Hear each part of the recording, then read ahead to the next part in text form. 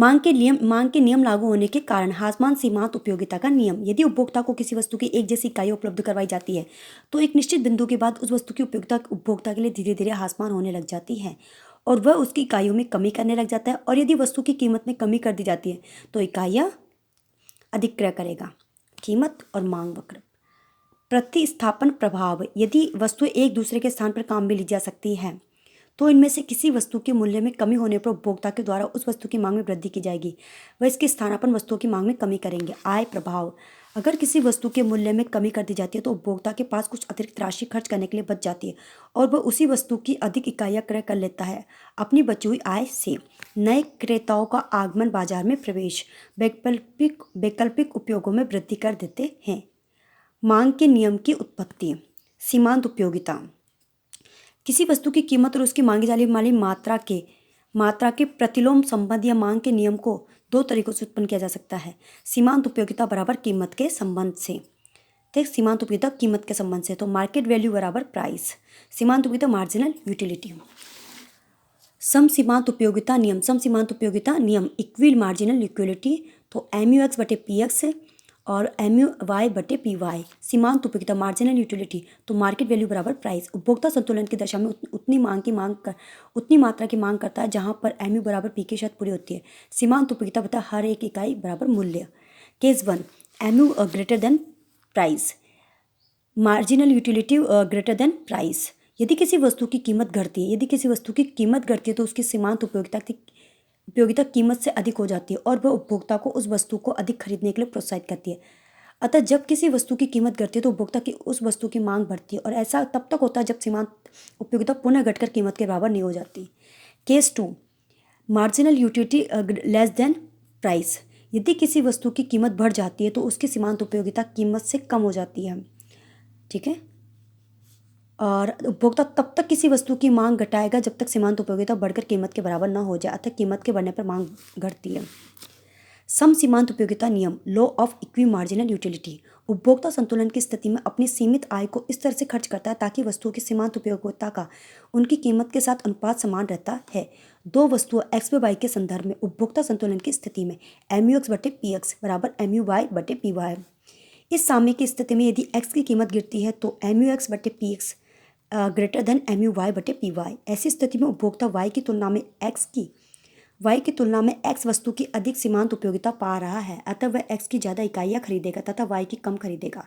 MUX बटे PX greater than MUY बटे PY। अतः यह बताता है कि जब x की कीमत घटती है तो वह x की अधिक मांग करेगा और वह x की मांग तब तक करता रहेगा जब तक पुनः इस स्थिति में न आ जाए। तो MUX बटे PX बराबर MUY बटे PY। यदि x वस्तु की कीमत बढ़ती है तब MUX बटे PX तो MUY बटे PY। ऐसी स्थिति में उपभोक्ता को y वस्तु से प्राप्त सीमांत उपयोगिता x वस्तु से प्राप्त सीमांत उपयोगिता से अधिक मिलती है। अतः x की कीमत बढ़ने पर वह x की मांग कम करेगा। कीमत बढ़ने पर मांग कम करेगा। अतः x वस्तु की कीमत व उसकी मांग के बीच विलोम संबंध है। अतः x वस्तु की कीमत व उसकी मांग, कीमत बढ़ेगी मांग घटेगी, कीमत घटेगी मांग बढ़ेगी। ठीक है, विलोम संबंध। और वह y की मांग तब तक करता रहेगा जब तक उपभोक्ता पुनः इस स्थिति में न आ जाए। तो MUX बटे PX बराबर MUY बटे PY। मांग फलन किसी वस्तु की मांगी जाने वाली मात्रा तथा इसे प्रभावित करने वाले कारकों पर निर्भर करती है। संकेतों में DX बराबर F ब्रैकेट के अंदर PXI डैश PY T। इससे तात्पर्य यह है कि जब उपभोक्ता की आय संबंधित वस्तुओं की कीमत PY तथा पसंद T को स्थिर रखा जाता है तो X वस्तु की मांग उसकी स्वयं की कीमत PX का प्रतिलोम फलन होती है। मांग के नियम के अपवाद।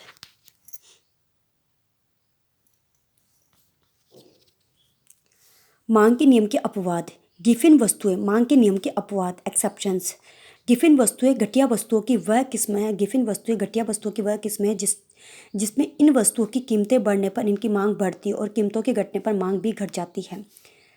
गिफिन वस्तुएं घटिया वस्तुओं की वह किस्म है जिसमें वस्तुओं की कीमतें बढ़ने पर इनकी मांग बढ़ती है और वस्तुओं की कीमतें घटने पर मांग भी घट जाती है।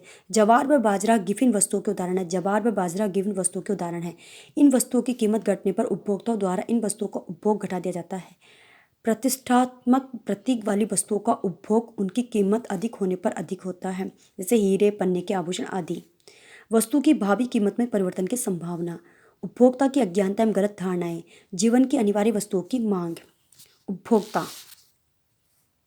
उपभोक्ता आप जानते कौन होता है? परंतु पुनः विक्रय करने वाला व्यक्ति उपभोक्ता की श्रेणी में नहीं आता है, परंतु पुनः विक्रय करने वाला व्यक्ति उपभोग व्यापारी की श्रेणी में आएगा। चाहे वस्तु का क्रय नकद में या उधार में या आधा नकद आधा उधार, क्रय करने वाला उपभोक्ता ही कहलाता है। क्रय करने वाला उपभोक्ता, वस्तु क्रय करने वाला व्यक्ति उपभोक्ता ही कहलाता है। लेकिन वो अगर खरीद कर पुनः बेच दे तो वो व्यापारी कहलाएगा। उपभोक्ता की श्रेणी में शामिल नहीं किया जाएगा। किस किस को उपभोक्ता की श्रेणी में शामिल नहीं किया? किस किस को? पुनः विक्रय करने वाला व्यक्ति, वो तो व्यापारी हो जाएगा। गृहिणी द्वारा दी जाने वाली सेवाएं, वो भी उपभोक्ता नहीं है। गृहिणी द्वारा दी जाने वाली सेवाएं, अगर गृहिणी अपने बच्चों को, अपने पति को, अपने सास ससुर को सेवाएं देती है तो वो भी क्या? उपभोक्ता नहीं है। अध्यापक द्वारा अपने बच्चों को पढ़ाना, अपने एक हाथ से स्वयं का घर सर दबाना, मुफ्त में दी जाने वाली सेवाएं। यहाँ अन्य बातें समान से तात्पर्य उपभोक्ता की आयु, संबंधित वस्तुओं की कीमत, उपभोक्ता की आदत, रुचि, रीति रिवाज, फैशन, टिकट, भविष्य की कीमतों में जो परिवर्तन हो सकता है उन सभी को स्थिर मानेंगे। ये सभी बातें समान रहने पर किसी विशेष वस्तु की कीमत में जो परिवर्तन होगा उसे मांगी जाने वाली मात्रा में जो प्रभाव पड़ता है उसे ही वस्तु की मांग कहते हैं। परीक्षा उपयोगी महत्वपूर्ण बिंदु। मांग का नियम, मांग के नियम में अन्य लॉ ऑफ डिमांड, मांग के नियम में अन्य बातें समान रहने पर वस्तु की कीमत तथा मांग के मध्य संबंध होगा।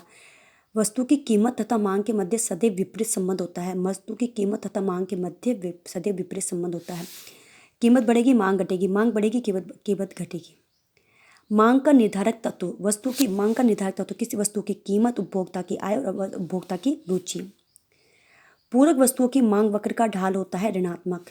सामान्यतः एक वस्तु का मांग वक्र होता है, एक वस्तु का मांग वक्र होता है बाएं से दाएं नीचे की ओर, बाएं से दाएं नीचे की ओर गिरता हुआ, बाएं से दाएं नीचे की ओर गिरता हुआ। मांग का नियम लागू नहीं होता है जब उपभोक्ता की आय में परिवर्तन होने पर, संबंधित एफएक्स वस्तुओं की कीमत में परिवर्तन होने पर, उपभोक्ता की रुचि, फैशन, पसंद आदि में परिवर्तन होने पर, गिफिन या घटिया वस्तु के संबंध में प्रतिष्ठात्मक प्रतीक वाली वस्तुएं। गिफिन मांग वक्र का ढाल होता है धनात्मक ऊपर की ओर उठता हुआ। गिफिन मांग वक्र का ढाल होता है धनात्मक ऊपर की ओर उठता हुआ। एक सामान्य वस्तु की पूर्ति वक्र का ढाल होता है धनात्मक। एक वस्तु की कीमत बढ़ने पर दूसरी वस्तु की मांग बढ़ जाए तो दोनों वस्तुओं के मध्य संबंध होगा। स्थानापन्न वस्तुएं होगी, ठीक है। एक सामान्य वस्तु की पूर्ति वक्र का ढाल होता है धनात्मक। एक वस्तु की कीमत बढ़ने पर दूसरी वस्तु की मांग बढ़ जाए तो दोनों वस्तुओं के मध्य संबंध होगा। स्थानापन्न वस्तुएं होगी जैसे गेड़ी, चीनी, गुड़, चाय, कॉफ़ी। किसी निश्चित समय में सभी उपभोक्ताओं द्वारा विभिन्न कीमतों पर मांगी जाने वाली मात्रा कहलाती है बाजार मांग। मांग का नियम लागू होने का कारण, आय प्रभाव, प्रतिस्थापन प्रभाव, हासमान सीमांत उपयोगिता का नियम। स्थानापन्न वस्तुओं में मांग वक्र का ढाल होता है धनात्मक। चाय एवं कॉफ़ी धनात्मक वस्तुएं हैं। किसी वस्तु की मांग तथा इसके निर्धारित तत्वों के बीच कार्यात्मक संबंध को व्यक्त करता है मांग फलन। मांग की लोच, मांग के नियम के अनुसार यदि किसी वस्तु के मूल्य कीमत में वृद्धि होने पर वस्तु की मांगी जाने वाली मात्रा में कमी होती है और वस्तु की कीमत में कमी होने पर मांगी जाने वाली मात्रा में वृद्धि होती है। मांग की लोच, मांग के नियम, यदि किसी वस्तु के मूल्य या कीमत में वृद्धि होने पर वस्तु की मांगी मात्रा में कमी होती है और वस्तु की कीमत में कमी होने पर मांगी जाने मात्रा में वृद्धि होती है। मांग का नियम केवल गुणात्मक या दिशात्मक परिवर्तन को बताता है। मांग का नियम केवल गुणात्मक या दिशात्मक परिवर्तन को बताता है, मात्रात्मक परिवर्तन को नहीं। मांग की लोच का प्रतिपादन प्रोफेसर मार्शल, मांग की लोच मांग के नियम में जो कमी रही थी उनको दूर करने के लिए बनाई गई।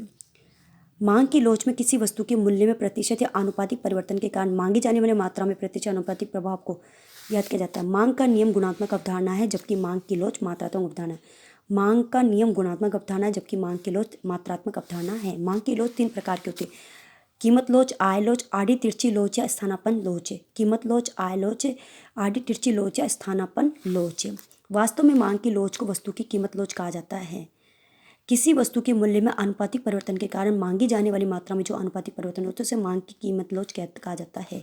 श्रीमती जॉन रॉबिन्सन के अनुसार किसी वस्तु की कीमत पर मांग की लोच कीमत में थोड़े परिवर्तन के प्रत्युत्तर में क्रय की गई मात्रा के आनुपातिक परिवर्तन को कीमत के आनुपातिक परिवर्तन से भाग देने पर प्राप्त होती है। मांग की कीमत लोच, मांग मात्रा में आनुपातिक परिवर्तन बटे कीमत में आनुपातिक परिवर्तन। मांग की कीमत लोच तो डेल्टा क्यू बटे क्यू और मांग की कीमत लोच है डेल्टा क्यू बटे क्यू फिर बटे डेल्टा पी बटे पी, ठीक है। डेल्टा क्यू बटे क्यू और डेल्टा पी बटे पी। तो ईडी या ईपी बराबर डेल्टा क्यू बटे क्यू गुणा पी बटे डेल्टा पी।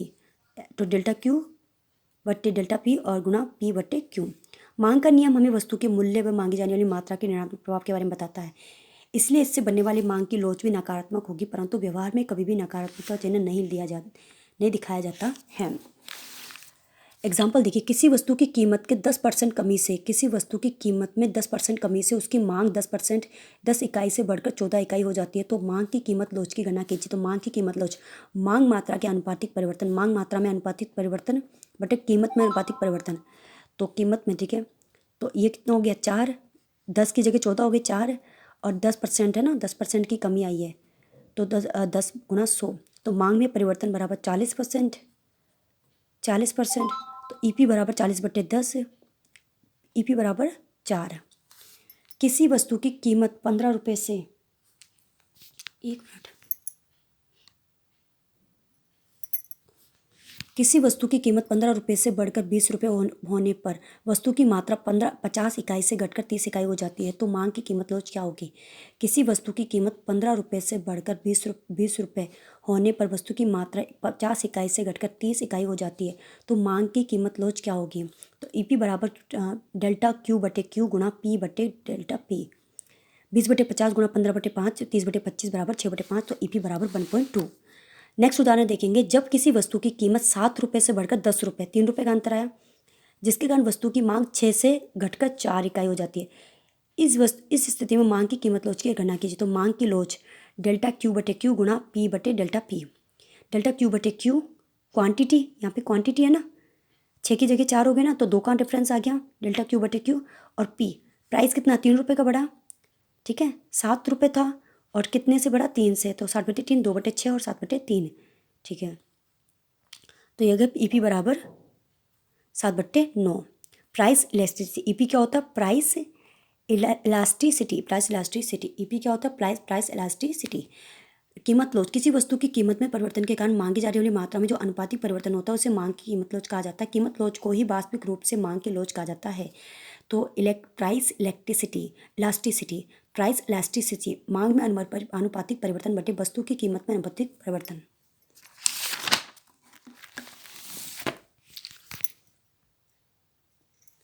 चलिए,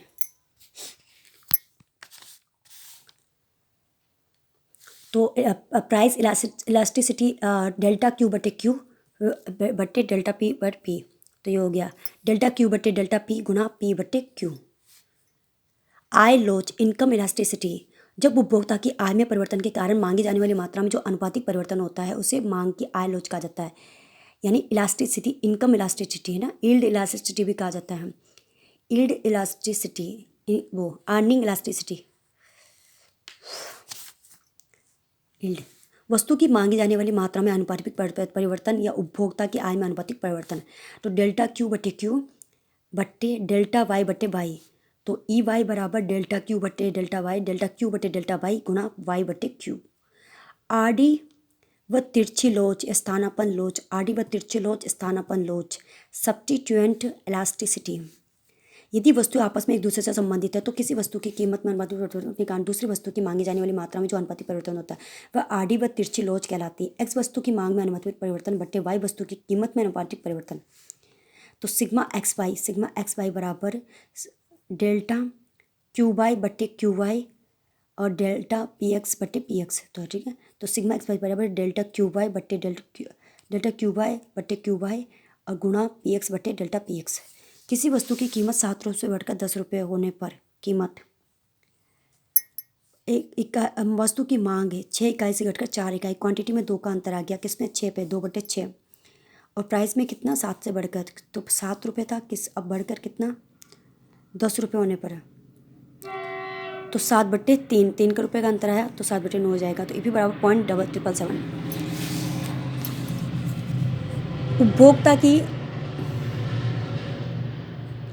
उपभोक्ता की आय 10,000 रुपये से बढ़कर 20,000 रुपये होने पर उपभोक्ता की आय 10,000 रुपये से बढ़कर, वेट,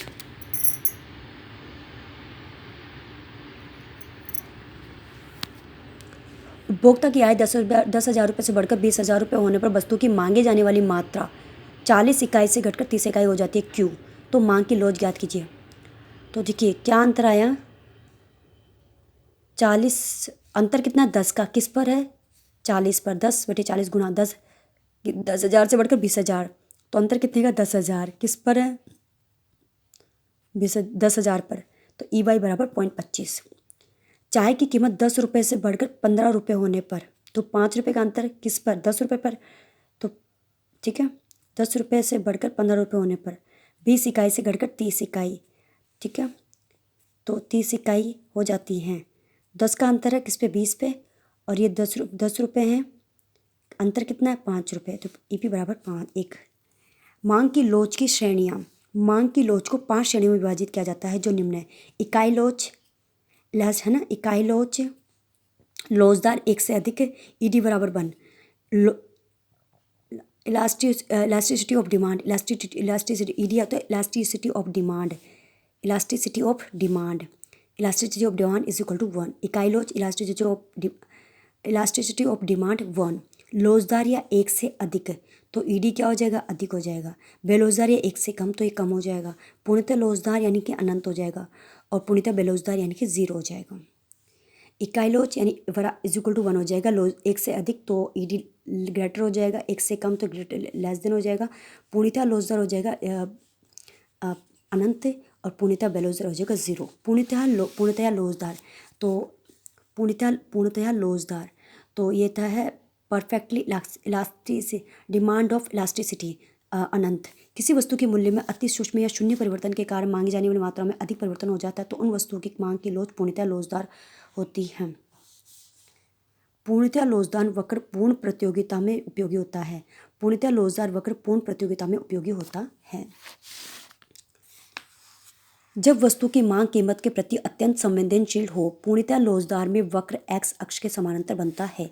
सापेक्षतया लोचदार मांग है ना, रिलेटिवली इलास्टिक, तो ईडी बराबर 1। किसी वस्तु की कीमत में कम परिवर्तन के कारण वस्तु की मांगी जाने वाली मात्रा में अधिक परिवर्तन होता है, अर्थात कीमत की तुलना में वस्तु की मांग में अधिक अनुपातिक परिवर्तन होता है। किसी वस्तु की कीमत 10 रुपये से घटकर 5 रुपये होने पर वस्तु की मात्रा 20 इकाई से बढ़कर 50 इकाई हो जाती है, तो लोच की श्रेणी क्या होगी। तो demand of elasticity is equal to delta Q, delta quantity बटे क्वांटिटी गुना प्राइस बटे डेल्टा प्राइस। तो डिमांड ऑफ इलास्टिसिटी 30/20, क्योंकि 20 रुपये से बढ़कर 50 रुपये हो गई, तो यहाँ तो कितना क्वांटिटी में कितना अंतर आया, तो क्वांटिटी तो कितनी हो गई 30 का अंतर आ गया किस पर 20 पर, और यहाँ पे प्राइस में कितना हो 5 रुपये घटकर होने पर 5 रुपये होने पर, ठीक है तो किस पे 10 पे, 10 बट्टे अंतर कितना है 5, तो ईडी बराबर 3, तो ईडी ज़्यादा हो गई, ठीक है। कीमत का अनुपातिक परिवर्तन ग्रेटर देन मांग का अनुपातिक परिवर्तन। किसी वस्तु का मूल्य 10 रुपये से घटकर 8 रुपये होने पर वस्तु की मांगी जाने वाली मात्रा 20 से 40 हो जाती है, तो वही हो जाएगा। अंतर कितना है क्या यहाँ क्वांटिटी 20/40, तो 20 किस पे 20 पे 20/20 गुना ये कितना है 10 और अंतर कितना है 2 का 10/2, तो ईडी ग्रेटर देन 1 अधिक लोचदार। इकाई के बराबर लोच है। किसी वस्तु की कीमत में अनुपातिक परिवर्तन के कारण मांगी जाने वाली मात्रा में जो अनुपातिक परिवर्तन होता है वह समान अनुपात में रहता है। किसी वस्तु के मूल्य में 20% परिवर्तन के कारण मांगी जाने वाली मात्रा में 20% अनुपातिक परिवर्तन होता है, तो मांग की लोच ज्ञात कीजिए। 20% परिवर्तन का मांगी जाने वाली मात्रा में 20% परिवर्तन होता है, तो वस्तु की मांगी जाने वाली मात्रा में अनुपातिक परिवर्तन होता है, वस्तु की कीमत में अनुपातिक परिवर्तन, तो ईडी बराबर 20/20, ईडी बराबर 1 इकाई के बराबर। कीमत का ये होती है कीमत है ना, और मांग वक्र, कीमत का अनुपातिक परिवर्तन, मांग का अनुपातिक परिवर्तन। इकाई लोच में कुल व्यय हमेशा अपरिवर्तित रहता है। इकाई के बराबर लोच में आयताकार होय पर बोला आकृति का निर्माण होता है। इकाई के बराबर लोच में आयताकार होय पर बोला आकृति का निर्माण होता है। बेलोचदार मांग की लोच है। किसी वस्तु के मूल्य में जिस अनुपात में परिवर्तन होता है वस्तु की मांगी जाने वाली मात्रा में उसकी तुलना में कम परिवर्तन होता है, तो उस वस्तु की मांग की लोचदार बेलोचदार या इकाई से कम लोचदार होती है। किसी वस्तु के मूल्य में 20% परिवर्तन के कारण वस्तु की मांगी जाने वाली मात्रा में 10% परिवर्तन होता है, तो मांग की लोच होगी। ईडी बराबर वस्तु की मांगी जाने वाली मात्रा में अनुपातिक परिवर्तन, वस्तु की मांगी जाने वाली मात्रा में अनुपातिक परिवर्तन, वस्तु की कीमत में अनुपातिक परिवर्तन, तो ईडी बराबर 0.5 कम लोचदार। ठीक है, ये क्वांटिटी हो गया और ये प्राइस हो गई। ठीक है, चलिए कीमत का अनुपातिक परिवर्तन लेस देन मांग का अनुपातिक परिवर्तन। नेक्स्ट देखिए आप एग्जाम्पल, किसी वस्तु की कीमत 10 रुपये से बढ़कर 20 रुपये होने पर, वस्तु कीमत है 10 रुपये बढ़कर 20 रुपये होने पर वस्तु की मांगी जाने वाली मात्रा 10 इकाई से घटकर 4 इकाई हो जाती है, तो मांग की लोच क्या होगी। तो देखो 10 से घटकर 4, अंतर कितने का है 6, किस पे 10 पे, तो 6/10। यहाँ कितना है 10 10 और अंतर कितने का 10 का, तो ये ईडी ग्रेटर देन 1, ठीक है, कम लोचदार। पूर्णतः बेलोजदार, वस्तु के मूल्य में कितने भी परिवर्तन हो जाने पर भी मांगी जाने वाली मात्रा में कोई परिवर्तन नहीं होता है, तो प्राइस 100, प्राइस 40 और 200, तो क्वांटिटी 555, ठीक है, तो ये बराबर बराबर मात्रा। मांग का अनुपातिक परिवर्तन, मांग का अनुपातिक परिवर्तन बराबर 0। अनिवार्यता व जीवन रक्षक वाली वस्तुओं की मांग पूर्णतः बेलोजदार होती है, जैसे दवाइयाँ, बच्चों से संबंधित वस्तुएं। पूर्णतः बेरोजगार वस्तुओं का मांग वक्र हमेशा वाई अक्ष के समानांतर होता है। किसी वस्तु की कीमत 100 से घटकर 50 रुपये हो जाती है परंतु मांगी जाने वाली मात्रा में कोई परिवर्तन नहीं होता है, तो मांग की लोच पूर्णतः बेरोजगार होगी। मांग की कीमत लोच को मापने की विधियाँ, आनुपातिक या प्रतिशत विधि, बिंदु लोच विधि, मार्शल की कुल व्यय विधि। आनुपातिक या प्रतिशत विधि, किसी वस्तु के मूल्य में प्रीपोर्शनेट और परसेंटेज मेथड, किसी वस्तु के मूल्य में अनुपातिक या प्रतिशत परिवर्तन के कारण मांगी जाने वाली मात्रा में अनुपातिक या प्रतिशत परिवर्तन होता है, तो उनकी लोच ज्ञात करने के लिए विधि काम में ली जाती है। इस विधि में वस्तु की मांग के अनुपातिक परिवर्तन में वस्तु की कीमत के अनुपातिक परिवर्तन से भाग देकर ज्ञात किया जाता है।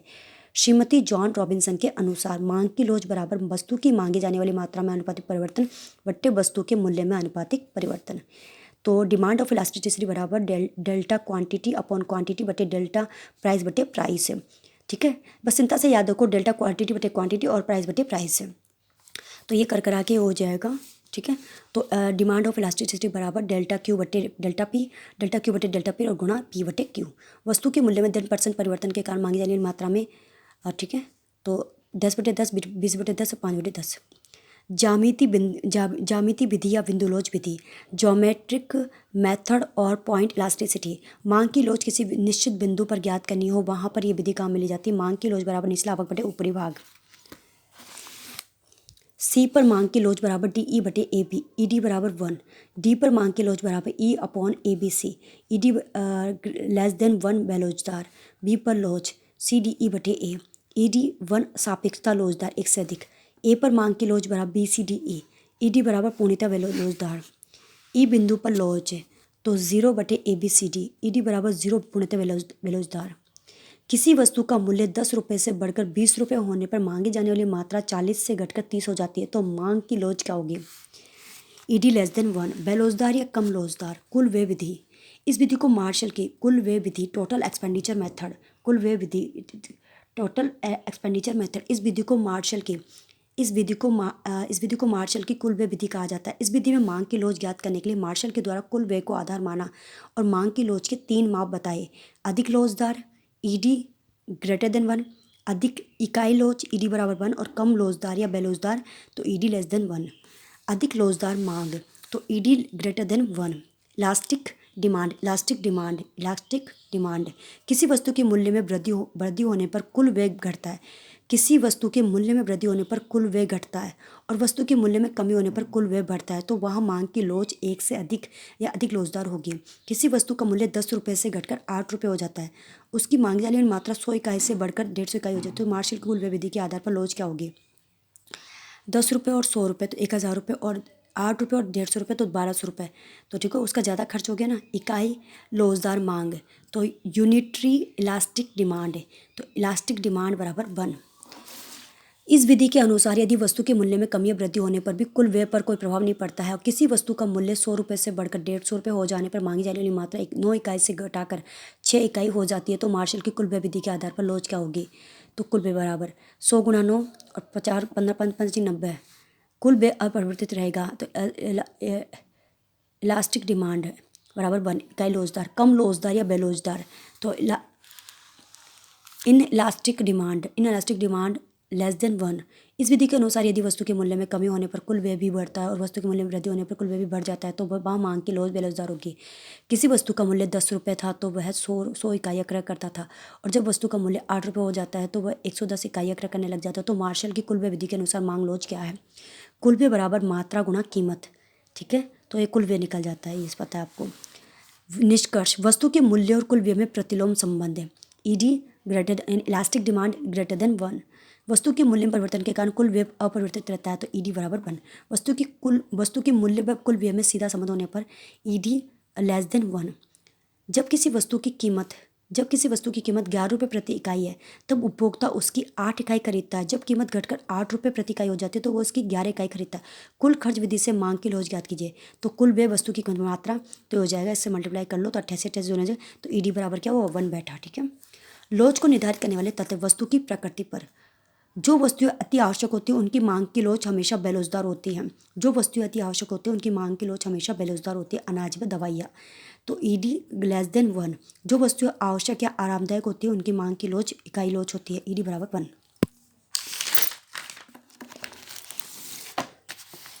जो वस्तुएं विलासिता की होती है उनकी मांग की लोच अधिक लोचदार होती है। वातानुकूलित संयंत्र। प्रतिस्थापन वस्तुओं की उपलब्धता पर। ऐसी वस्तुएं जो एक दूसरे के स्थानापन्न होती हैं उनकी मांग की लोचदार होती है। चाय, कॉफ़ी। ऐसी वस्तुएं जिनकी निकट स्थानापन्न वस्तुएं उपलब्ध ना हो तो उनकी मांग की लोच कम लोचदार होती है। अनाज। वस्तुओं के विभिन्न उपयोग। ऐसी वस्तुएं जिनका एक से अधिक उपयोग हो उनकी मांग लोचदार होती है। ऐसी वस्तुएं जिनका एक से अधिक उपयोग हो उनकी मांग लोचदार होती है, जैसे बिजली या विद्युत। उपभोक्ता की बजट में इस वस्तु की महत्ता। ऐसी वस्तुएं जिनकी उपभोक्ता की आय पर कम खर्च होता है उनकी मांग की लोच कम लोचदार होती है, जैसे माचिस। ऐसी वस्तुएं जिनकी उपभोक्ता की आय पर बड़ा हिस्सा खर्च करता हो उनकी मांग अधिक लोचदार होगी, जैसे कार। उपभोग को स्थगित करना। कुछ ऐसी वस्तुएं होती है जिनकी मांग को कुछ समय के लिए स्थगित की जा सकती है, उनकी मांग की लोच कम होती है। कार का क्रय करने का निर्णय। उपभोक्ता की आदतों पर।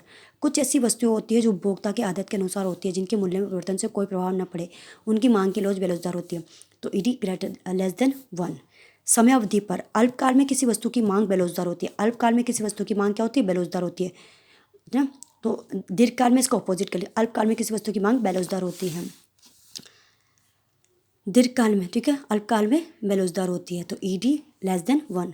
परीक्षा उपयोगी में अन्य महत्वपूर्ण बिंदु। जब किसी वस्तु की कीमत में परिवर्तन होने के फलस्वरूप उसकी मांग में अधिक अनुपातिक परिवर्तन हो जाता है तब उसकी मांग होती है सापेक्षतः लोचदार मांग। इकाई से अधिक लोचदार मांग। वस्तु की कीमत में कमी से बेरोजगार मांग की स्थिति में उपभोक्ता को कुल व्यय पर प्रभाव पड़ेगा। बेरोजगार मांग की स्थिति में वस्तु की कीमत में कमी होने पर कुल व्यय भी घटता है। यदि वस्तु की कीमत में वृद्धि या कमी होने पर कुल व्यय स्थिर रहता है तथा मांग की लोच की स्थिति होगी। इकाई लोच इकाई के बराबर मांग लोच। मांग का नियम गुणात्मक अवधारणा है जबकि मांग की लोच है मात्रात्मक अवधारणा। यदि मांग वक्र x अक्ष के समांतर हो तो मांग की लोच होगी पूर्णतया लोचदार। ईडी इज इक्वल टू अनंत। यदि मांग वक्र y अक्ष के समांतर है तो उस मांग की लोच होगी ईडी बराबर 0। पूर्णतः बेलोचदार ईडी बराबर 0। मांग की लोच किसी निश्चित बिंदु पर ज्ञात करनी हो वहाँ पर विधि काम में ली जाती है, ज्यामिति विधि, बिंदु लोच विधि। ईडी बराबर डेल्टा क्यू बटे डेल्टा पी गुणा पी बटे क्यू में एपी का डेल्टा पी का तात्पर्य है। डेल्टा पी बराबर कीमत में परिवर्तन, पी बराबर प्रारंभिक कीमत, डेल्टा क्यू बराबर मांग में परिवर्तन, क्यू बराबर प्रारंभिक मांग। एक मांग वक्र आयताकार हाइपरबोला ना माना जाएगा जब मांग लोच की स्थिति होगी इकाई के बराबर लोच। यदि किसी वस्तु का अधिक प्रयोग संभव है तो मांग की स्थिति होगी अधिक लोचदार। एक सीधी मांग रेखा के मध्य बिंदु मांग की लोच होती है इकाई के बराबर। मांग की लोच अवधारणा का प्रतिपादन किया गया अल्फ्रेड मार्शल 1890। समयावधि जितनी दीर्घ होगी पूर्ति की लोच होगी अधिक लोचदार। जब किसी वस्तु की कीमत अत्यंत सूक्ष्म परिवर्तन हो अर्थात नगण्य परिवर्तन हो और मांग में बहुत अधिक परिवर्तन हो तो ऐसी वस्तु की मांग किस प्रकार की मांग होती है पूर्णतः लोचदार मांग है। प्रारंभ में किफ़ायत का विरोधाभास विचार किसने दिया, तो प्रारंभ में किफ़ायत का विरोधाभास विचार किसने दिया, प्रोफेसर केन्स ने। जब दाम बढ़ता है तो कुछ चीज़ों की मांग भी बढ़ जाती है, इस घटना को कहते हैं गिफिन का विरोधाभास है। नेक्स्ट है मांग का पूर्वानुमान। मांग का पूर्वानुमान व्यवसाय के कार्य में भविष्य में होने वाली जोखिम और अनिश्चितता को कम करने के लिए प्रबंधकों द्वारा पूर्व में योजना बनाई जाती है। यह पूर्वानुमान संभावना सिद्धांत के आधार पर किया जा सकता है। व्यावसायिक पूर्वानुमानों में मांग के संबंध में पूर्वानुमान सबसे महत्वपूर्ण होता है। मांग पूर्वानुमान का आशय भविष्य में मांग की मात्रा एवं मूल्य के संबंध में पूर्व अनुमान लगाने से होता है। यह अनुमान एक निश्चित अवधि के लिए लगाया जाता है। एक फर्म द्वारा निश्चित समय पर आवश्यक मात्रा में उत्पादन करने और इसके विभिन्न कारकों के लिए अग्रिम में अच्छी तरह से व्यवस्था करने के लिए मांग पूर्वानुमान आवश्यक है। मांग पूर्वानुमान आवश्यक है उद्देश्यों को पूरा करने में, उत्पादन की योजना बनाने में, विभिन्न साधनों को समुचित उपयोग में, पूंजी की व्यवस्था में, बिक्री के संबंध में, लक्ष्यों का निर्धारण, नियंत्रण में, वित्तीय आवश्यकताओं की पूर्ति में, मूल्य नीति के निर्धारण में, बजट तैयार करने में। फिलिप कॉटलर के अनुसार कंपनी के मांग पूर्वानुमान से आशय एक चुनी हुई विपणन योजना तथा कल्पित विपणन वातावरण पर आधारित कंपनी के संभावित बिक्री स्तर से है। रेमंड बिलस के अनुसार विक्रय पूर्वानुमान से आशय भावी बाजारों में कंपनी के भाग का पूर्व निर्धारण करने से है। मांग पूर्वानुमान की विशेषताएं। मांग पूर्वानुमान एक निश्चित अवधि में वस्त्र की संभावित मांग अथवा संभावित बिक्री को व्यक्त करती है। यह मात्रा एवं मूल्य दोनों रूपों में दर्शाई जा सकती है। इससे पूर्वानुमान लगाने में सांख्यिकीय पद्धतियों का व्यापक प्रयोग किया जाता है। ये निर्धारित की गई योजना तथा कल्पित वातावरण पर आधारित होती है। इसमें भूतकालीन तथा वर्तमान में होने वाले परिवर्तनों को भी ध्यान में रखा जाता है। मांग पूर्वानुमान के निर्धारक घटक। अवधि, ठीक है, तो ये देखेंगे हम। मांग पूर्वानुमान के निर्धारक घटक है। अवधि। पूर्वानुमान निश्चित अवधि के लिए लगाया जाता है। यह अवधि अल्पकालीन और दीर्घकालीन दोनों रूपों में हो सकती है। अल्पकालीन पूर्वानुमान। मांग पूर्वानुमान जिनकी अवधि सामान्यतः 1 वर्ष या उससे कम। अल्पकालीन 1 वर्ष या उससे कम, ठीक है, हो और शीघ्र नष्ट होने वाली हो या शीघ्र नष्ट होने वाली या मौसमी वस्तुओं के लिए। दीर्घकालीन 1 वर्ष से अधिक। स्थायी संपत्तियों के संबंध में पूंजीगत स्थायी संपत्तियों के संबंध में व्यय के पूर्वानुमान में, संबंधित पूंजीगत व्यय के पूर्वानुमान में, जहां पूंजीगत व्यय अधिक और तुरंत लाभ की संभावना कम होती है। दीर्घकालीन मांग पूर्वानुमान उपयुक्त रहते हैं। मांग पूर्वानुमान के स्तर। मांग पूर्वानुमान के स्तर। स्तर की दृष्टि मांग पूर्वानुमान। व्यापक स्तर। यह स्तर व्यापक की आर्थिक क्रियाओं में संबंधित होता है। यह राष्ट्रीय उत्पादन, कुल उपभोग एवं वे संबंधी उचित निर्देश से किया जाता है। औद्योगिक स्तरीय मांग पूर्वानुमान औद्योगिक संगठनों द्वारा निश्चित किया जाता है। फर्म स्तरीय स्तर किसी फर्म विशेष प्रबंधकीय दृष्टिकोण से महत्वपूर्ण है। सामान्य अथवा विशिष्ट पूर्वानुमान। उत्पादन नियोजन के लिए सामान्य पूर्वानुमान तथा वस्तुएं और अलग अलग क्षेत्रों की योजनाओं के लिए विशिष्ट पूर्वानुमान उपयुक्त है। वस्तुओं का वर्गीकरण। अभी के लिए बस इतना ही।